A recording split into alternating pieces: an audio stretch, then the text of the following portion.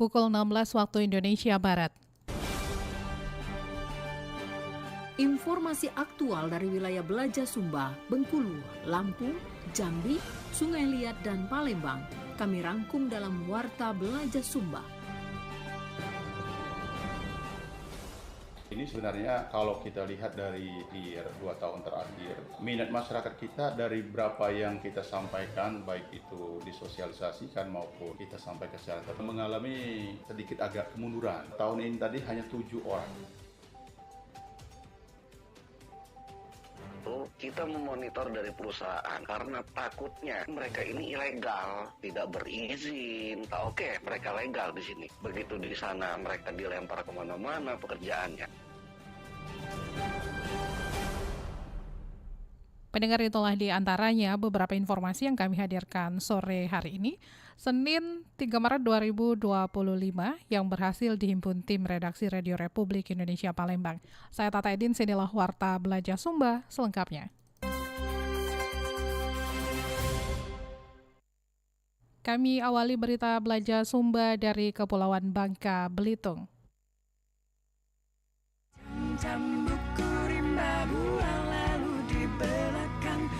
Santun, ku simpan kacamata dek ngeliat. Wahai anak muda Bangka Belitung, bangkitlah tebar semangat muda ika, berkarya berjuang untuk negeri ini, negeri serumpun sebalai tanah. Pendengar, angka pencari kerja di Provinsi Kepulauan Bangka Belitung mengalami peningkatan setiap tahun yang disumbangkan dari lulusan sekolah. Berikut laporan Ratna Agusari. Baik pendengar, di mana tingkat pengangguran terbuka di Provinsi Kepulauan Bangka Belitung mengalami penambahan setiap tahun akibat lulusan sekolah, baik tingkat SLTA maupun kuliah yang selesai menempuh pendidikan. Tingkat pengangguran terbuka di Provinsi Kepulauan Bangka Belitung mengalami penambahan setiap tahun akibat lulusan sekolah baik tingkat SLTA maupun kuliah yang selesai menempuh pendidikan.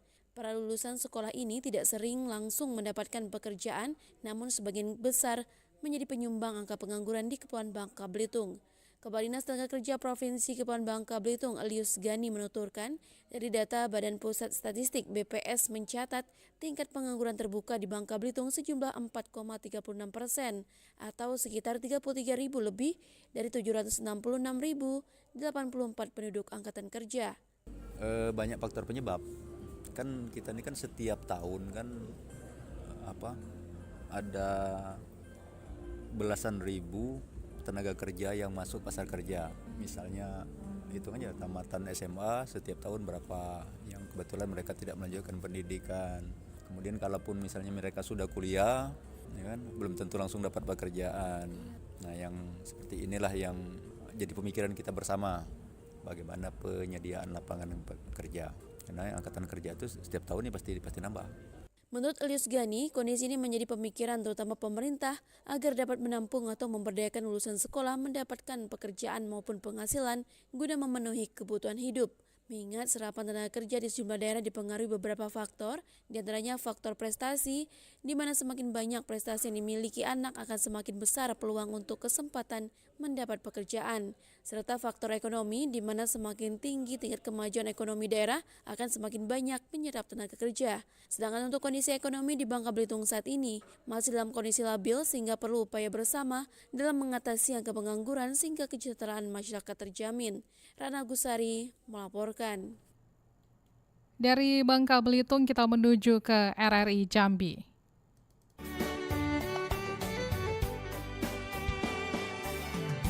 Dari ujung Jambung sampai Durian Takuk Raja, dari Sialang Belang Tak Besi hingga Bukit Tambun Tulang. Pendengar, kita akan dengarkan seperti apa tanggapan masyarakat terkait keluhan pencari kerja yang dirangkum oleh reporter RRI Jambi, Tati Kwijaya. Sulit ya untuk mencari kerja, apalagi mereka sudah selesai kuliah. Untuk itu supaya ada ini lagi lah untuk dipermudah lah untuk masuk kerja gitu. Jadi untuk mahasiswa ataupun yang sudah lulus ada pekerjaan tetapnya gitu. Keluhannya tuh susah lah Kak. Nah, mungkin ada juga syarat yang tidak masuk akal mungkin kan. Nah, mungkin ada orang jalur dalam gitu kan. Nah, jadi kesempatan untuk masuk tuh berkurang gitu. Nah, harapannya tuh kalau bisa dipermudah lah dalam mencari pekerjaan karena ini kan untuk kehidupan sehari-hari juga gitu. Tanggapan saya terkait tenaga kerja ini sih harus ada perbaikan kondisi ketenaga kerjaan ya gitu.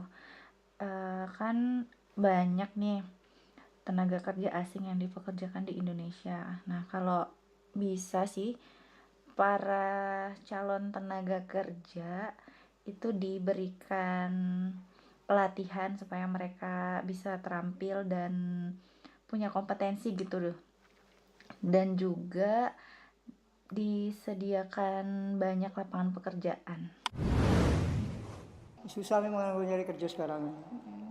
Ayo di mana-mana lah pokoknya kalau itu kerja itu memang susah. Makanya kalau ada kerja yang sekarang ini lebih enak, ayo kita tetap pertahankan dulu. Ya kalau bisa tuh pemerintah itu kan ngasih lapangan pekerjaan untuk bagi yang tidak punya kerja bisa bekerja di lapangan itu. Selanjutnya dari Jambi kita kembali ke Palembang.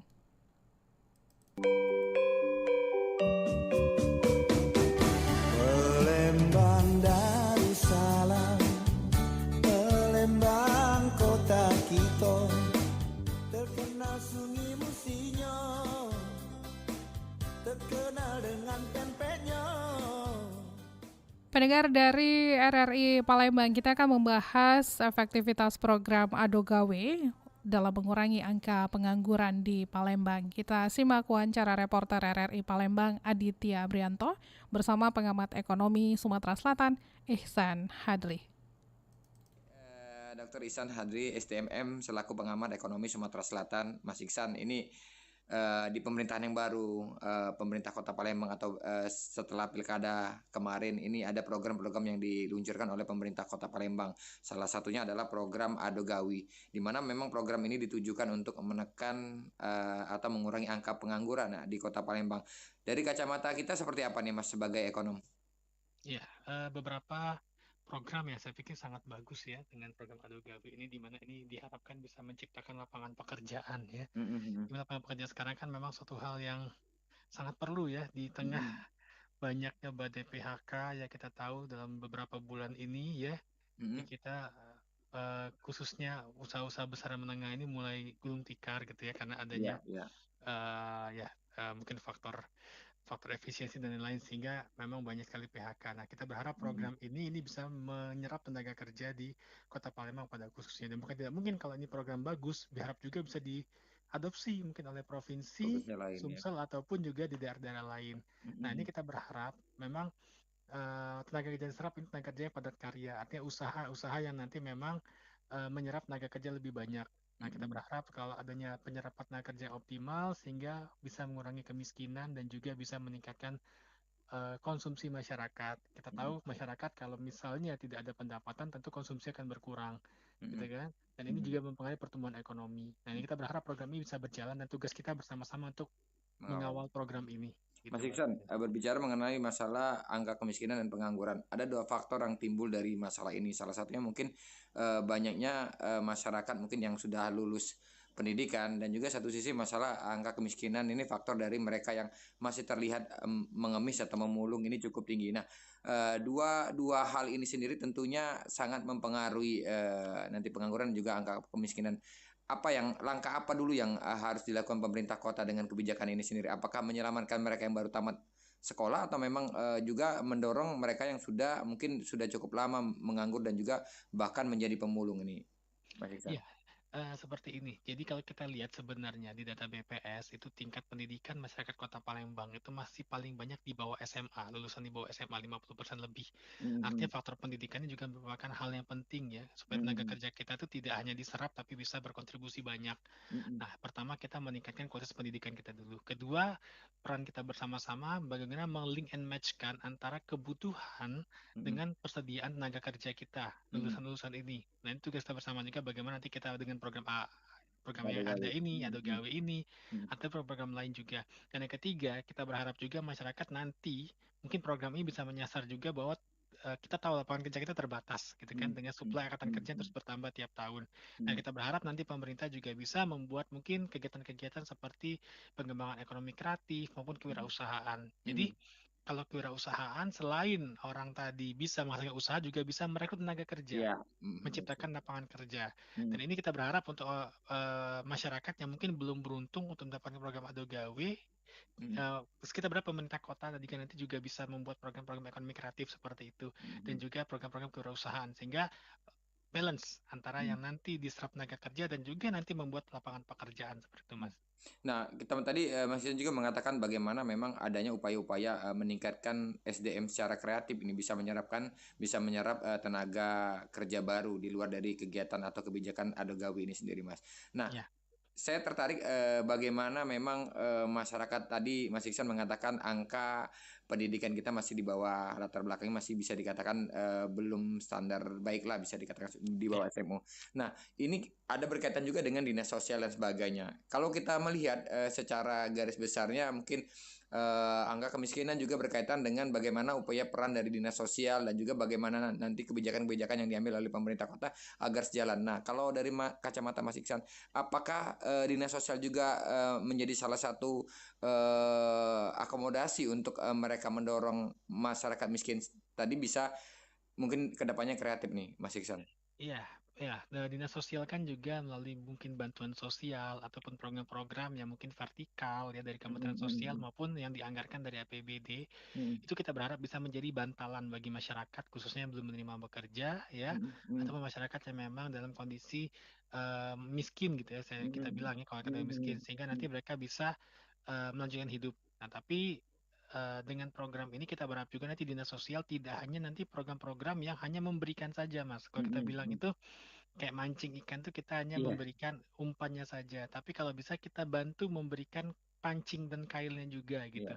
Jadi Mhm. program-program yang selama ini kita setuju ya sependapat dengan program seperti bansos, ini kan sehingga mereka Mhm. ada bantalan untuk Mhm. berbelanja gitu ya. Mhm. Tapi juga nanti berharap dengan adanya mungkin inovasi-inovasi yang dibuat di dinas sosial, sehingga program-programnya tidak hanya itu hanya memberi, tapi juga sifatnya nanti bisa meningkatkan gitu ya, Mhm. meningkatkan kemampuan masyarakat Mhm. dalam menghasilkan pendapatan gitu, Mas. Mhm. Jadi itu Mhm. kita berharap juga ya Mhm. sinergi juga. Mhm. Walaupun nanti di tengah efisiensi ini kita berharap ya banyak juga yang nanti bisa dianggarkan untuk membantu masyarakat-masyarakat kita di dinas sosial juga, khususnya dalam memberikan bantuan-bantuannya sifatnya bisa meningkatkan taraf hidup masyarakat. Mas Iksan yang terakhir mungkin tentunya dari kebijakan program Ado Gawi yang nantinya diluncurkan oleh pemerintah Kota Palembang. Tentunya ini biasanya ditujukan untuk mereka yang mungkin baru fresh graduate atau mungkin baru Ya. selesai pendidikan. Nah, apakah tadi yang terakhir mungkin dari dinas sosial perlu tidak adanya menyiapkan mungkin dari dinas sosial ini menyiapkan mereka mungkin yang sudah kelewat lama atau mungkin lama nganggur atau mungkin mereka yang kaum marginal ini memiliki kemampuan untuk nantinya disiapkan untuk ikut dalam kegiatan Ado Gawi ini, Mas. Ya, yang pertama ini mungkin yang pertama dulu kita pendataan secara komprehensif dulu. Mm-mm. Karena kita kadang-kadang menjalankan program ini tanpa ada kajian ataupun data-data yang valid gitu ya. Berapa Mm-mm. banyak sih yang membutuhkan program ini, berapa banyak yang angkatan kerja kita yang belum terserap. Mm-mm. Lalu kita sesuaikan dengan kemampuan mereka. Artinya nanti, kalaupun nanti ada masyarakat yang terjaring program Ado Gawe ini benar-benar disiapkan, mungkin diberikan pelatihan ataupun nanti kemampuan khusus sehingga nanti pemerintah kota bisa menjadi penghubung antara masyarakat dengan pemberi kerja. Itu yang pertama. Jadi pendataan secara komprehensif dulu. Jangan sampai nanti datanya yang kita pakai tidak valid gitu ya sehingga seolah-olah iya ini Iya, benar, jadi permasalahan benar. juga gitu ya. Mm. Kalau bisa kita matangkan dulu datanya.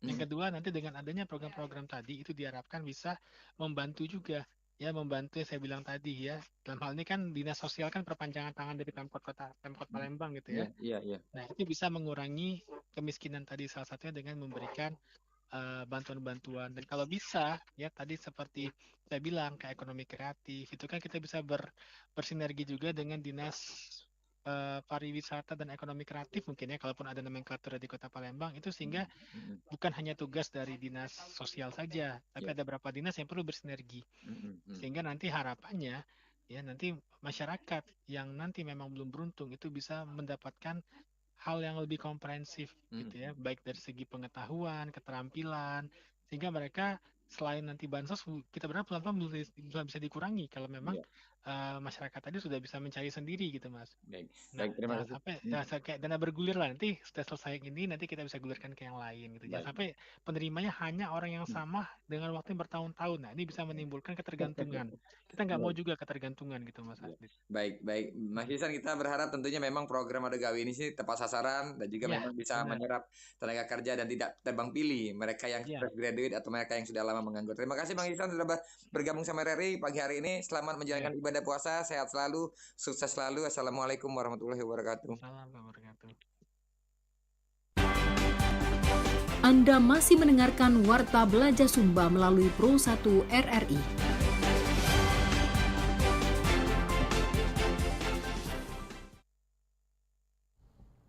Pendengar, kami lanjutkan informasi lainnya untuk Anda. Kita beralih ke RRI Bandar Lampung.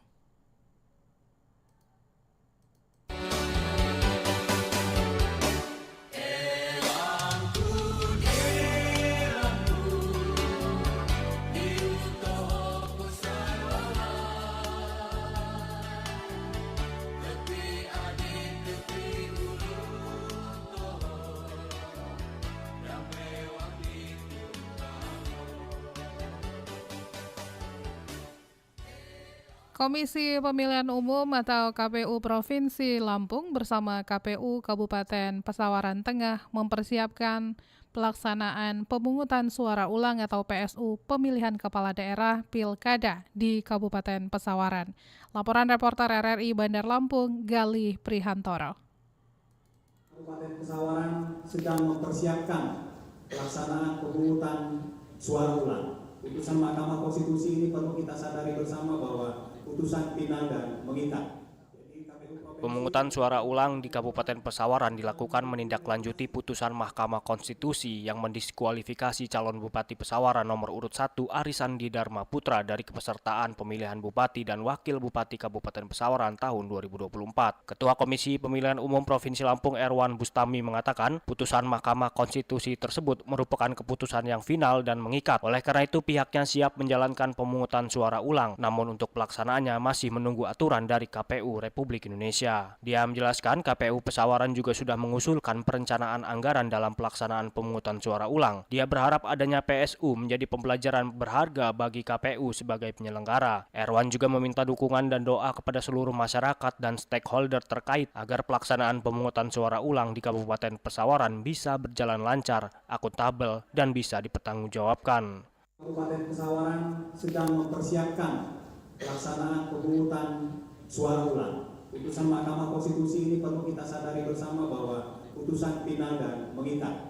Jadi KPU Provinsi dan KPU Kabupaten Kota sedang menunggu regulasi yang akan diterbitkan oleh KPU Republik Indonesia. Mudah-mudahan ini menjadi pembelajaran berharga untuk bagi kami sebagai penyelenggara. Pada seluruh masyarakat dan stakeholder kami mengharapkan dukungan dan doa kita bersama agar pelaksanaan pemungutan suara di Kabupaten Pesawaran bisa berjalan secara lancar, akuntabel, dan bisa dipertanggungjawabkan. Dan tentu kami berharap bahwa integritas menjadi hal utama dalam pelaksanaan pemungutan suara ulang di Kabupaten Pesawaran. Sebagai informasi, dalam putusan Mahkamah Konstitusi, Arisandi dinilai tidak memenuhi syarat ijazah SLTA atau sederajat sebagai syarat pencalonan bupati. Putusan itu dibacakan Ketua MK Soehartoyo Senin 24 Februari 2025 lalu. Mahkamah Konstitusi juga memerintahkan KPU Kabupaten Pesawaran untuk melaksanakan pemungutan suara ulang Bupati dan Wakil Bupati Pesawaran 2024 dengan tetap menggunakan daftar pemilih tetap, daftar pemilih pindahan, dan daftar pemilih tambahan yang digunakan pada pemungutan suara 27 November 2024 lalu. Dalam pemungutan suara ulang ini diikuti pasangan calon Nanda Indira B. dan Antonius Muhammad Ali dan pasangan calon baru yang diajukan partai politik atau gabungan partai politik yang sebelumnya mengusung pasangan calon nomor urut 1 tanpa mengikut sertakan Aris Sandi Dharma Putra. Dari Bandar Lampung, Galih Priantoro melaporkan, RRI terus mengudara untuk Indonesia. Dari Bandar Lampung, kita menuju ke RRI Bintuhan. Andai painilah dikenal kau kayangan budaya dengan semboyan terkenal seasa sehijau entah itu Pendengar, minat kerja ke luar negeri di Kabupaten Kaur 2 tahun terakhir dinilai sedikit menurun. Kita simak laporan dari Rohil Minata, SP Bintuhan. Kerja di luar negeri di Kabupaten Kaur dinilai sedikit menurun dibanding tahun-tahun sebelumnya. Terbukti pada tahun 2024 yang lalu hanya 7 orang yang mengikuti seleksi dan hanya 1 orang yang sampai ke titik akhir. Noprin Aidi selaku Kepala Dinas Ketenagakerjaan dan Transmigrasi atau Nakertran mengatakan, mesti sosialisasi akan peluang kerja di luar negeri ini terus digencarkan, namun minat ini dirasa masih kurang. Menurutnya, barangkali dengan ketatnya dan banyaknya tahapan seleksi yang membuat peserta seleksi banyak gagal, membuat mereka enggan lagi untuk mengikuti. Untuk tahun 2025 ini, Noprin berharap banyak anak-anak muda memanfaatkan peluang kerja ke luar negeri.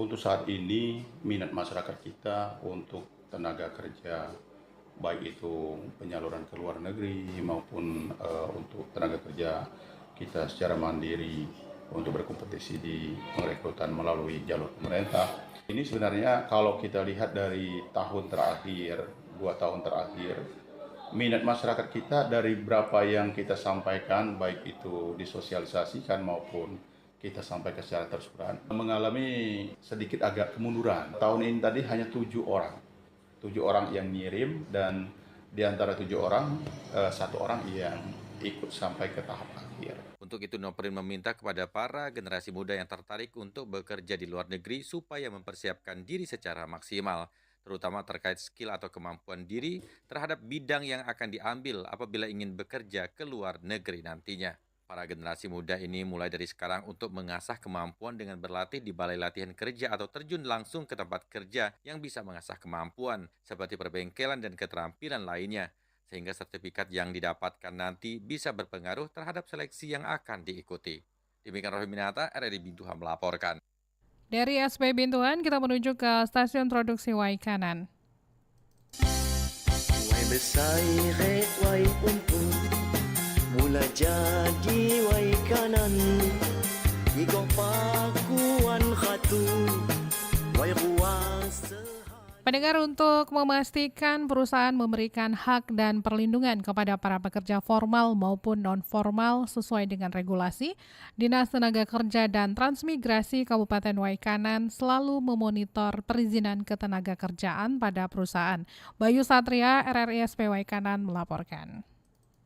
Dari daerah itu kita memonitor dari perusahaan karena takutnya mereka ini ilegal, tidak berizin. Oke, mereka legal di sini. Begitu di sana mereka dilempar. Dinas Tenaga Kerja dan Transmigrasi di Snakertrans Kabupaten Waikanan bekerja sama dengan Balai Pelayanan Perlindungan Pekerja Migran Indonesia BP3MI dan perusahaan penyalur tenaga kerja terkait masalah perizinan ketenagakerjaan. Hal tersebut disampaikan oleh Kepala Disnakertrans Kabupaten Waikanan Ahmad Agung Bramtihale dan mengatakan bahwa pihaknya berkoordinasi dengan perusahaan penyalur tenaga kerja migran yang menyediakan jasa tenaga kerja non-formal terkait masalah perizinan guna melakukan kontrol dan monitoring penyaluran tenaga kerja. Menurutnya, izin tenaga kerja maupun perusahaan penyalur dilakukan perpanjangan atau pembaharuan dalam kurun waktu rata-rata 2 tahun. Dari proses tersebut, pihaknya dapat memonitor penyaluran tenaga kerja dan legalitasnya. Kita memang harus koordinasi juga bersama dengan BP3MI, perusahaan-perusahaan juga. Itu harus kita monitor juga. Tugas dari daerah itu kita memonitor dari perusahaan karena takutnya mereka ini ilegal, tidak berizin. Oke, mereka legal di sini. Begitu di sana mereka dilempar kemana-mana pekerjaannya. Nah itu yang sebenarnya kita nggak mau. Kalau kebanyakan sih ya, kebanyakan secara garis besarnya itu di non formal. Nah, yang jelas kita kerjasama sama perusahaan-perusahaan penyalurnya. Dan mereka itu kan biasanya itu per 2 tahun ya. Ada durasi waktunya, ini nanti mereka mau apa yang begitu, ini mengurus izin lagi kan ini. Itu sih ininya yang kita langkah-langkah yang sudah kita lakukan sementara ini. Dari perizinan tersebut, pemerintah juga dapat memastikan pihak perusahaan dapat memberikan hak kepada para pekerja formal maupun non-formal sesuai dengan regulasi yang ada seperti jaminan sosial dan hak lainnya. Bayu Satria, RRI Waikanan, melaporkan.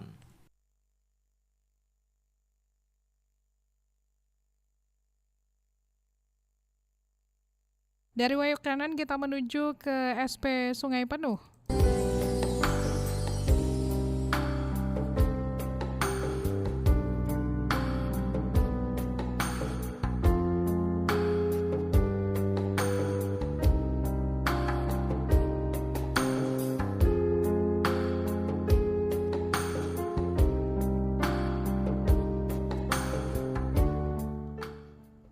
Pendengar, memimpin apel perdana, Bupati Kerinci menekankan pentingnya peningkatan pelayanan publik di lingkup Pemkab Kerinci. Laporan Muhammad Desman, Sungai Penuh. Kerinci Munadi bertindak sebagai pembina apel dalam kerja perdananya di lingkungan pemerintah Kabupaten Kerinci. Dalam kesempatan tersebut, ia menekankan pentingnya kepemimpinan yang efektif serta efisien dalam pelayanan publik kepada masyarakat. Dalam arahannya, Bupati Kerinci Munadi mengingatkan para pejabat agar meningkatkan kualitas kinerja dalam memberikan pelayanan yang optimal. Selain itu, ia menyoroti pentingnya pengamanan dalam penggunaan aplikasi pemerintahan guna memastikan kelancaran sistem administrasi. Selain menyoroti efektivitas pelayanan publik, Bupati Munadi juga menyinggung persoalan pengelolaan sampah. Ia menegaskan bahwa tidak ada alasan bagi camat untuk beralasan sibuk. Pengembangan ilmu pengetahuan dan teknologi semuanya bisa. Untuk itu, kita sebagai aparatur perlu tindakan antisipatif. Tidak bisa cuek. Ya? Antisipasi itu perlu. Contoh kejadian misalnya, bencana alam. Jangan dulu orang melapor lewat Facebook, tahu-tahu pimpinan baru tahu, lebih dulu tahu dari laporannya ada. Itu juga tidak boleh. Apel kerja perdana ini diikuti oleh seluruh aparatur sipil negara ataupun ASN lingkup pemerintah Kabupaten Kerinci. Hadir pula Wakil Bupati Kerinci Morrison serta seluruh kepala dinas serta camat se-Kabupaten Kerinci. Muhammad Desman, Pro 1 RRI, terus mengudara untuk Indonesia. Pendengar, dari Sungai Penuh, kita akhiri Warta Belajar Sumba hari ini menuju Bumi Rafflesia.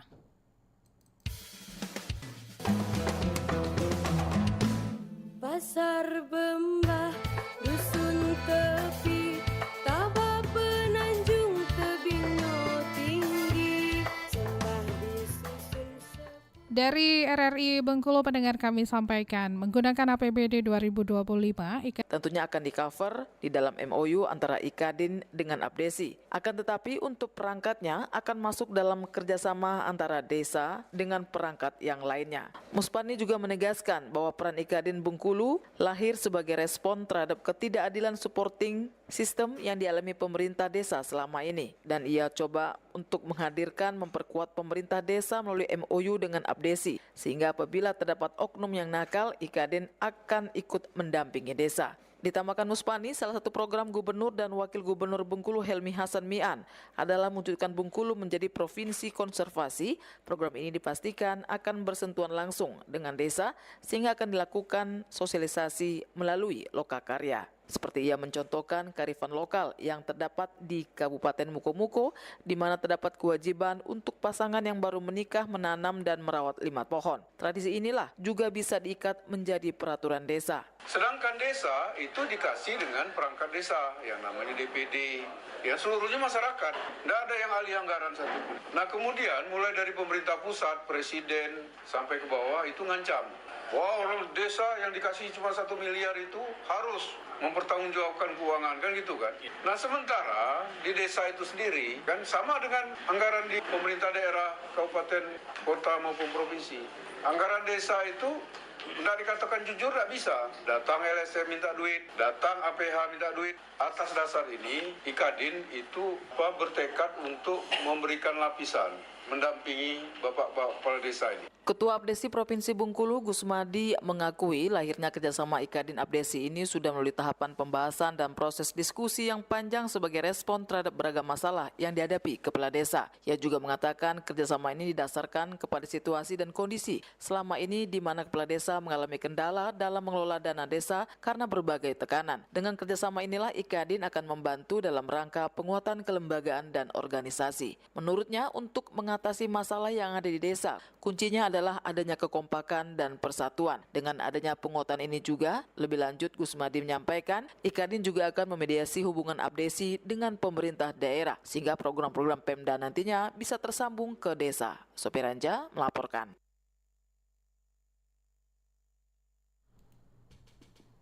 Pendengar dari Sungai Penuh tadi, kita akhiri, maksud kami dari Bengkulu tadi ya, kita akhiri Warta Belajar Sumba untuk hari ini. Atas nama kerabat kerja yang bertugas, saya Tata Edin, selamat sore.